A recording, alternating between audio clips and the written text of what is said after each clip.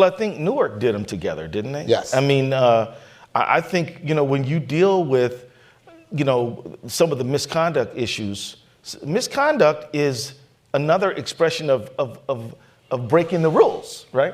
And then you might break the rules by not turning in everything you found in the search to the locker, to the evidence locker, or you might punch somebody because you're mad.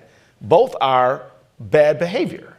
And the chief has to be able to discipline that. And then the other thing about the George Floyd Justice Policing Act that I think people should know about is that it creates a national registry so that if I am too bad and too messed up to be on police department X, I can't go to police department Y and just start all over. Remember, the guy who shot and killed 12-year-old Tamir Rice was found to be by the Independence, City of Independence Police Department in Ohio to be unfit for duty.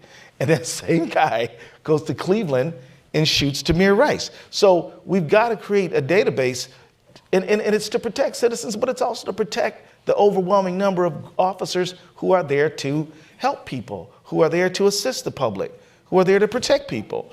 It's very important, and I hope we can develop the will for it. We need more arguments for more different sectors. I mean, because certainly the people who've historically thirsted for civil rights want to support the George Floyd Justice and Policing Act. But other folks who really have, civil rights hasn't been a problem for them, they've always had them. Maybe they don't feel it's that necessary. But here's my question for them. Minneapolis just paid out $70 million in civil rights cases.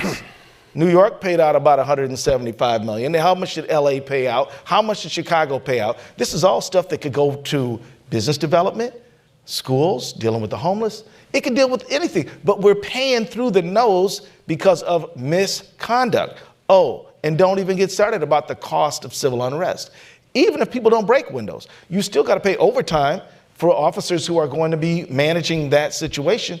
So police brutality is expensive. It's bad for business. And I'm telling you, we need a national consensus that it can be stopped.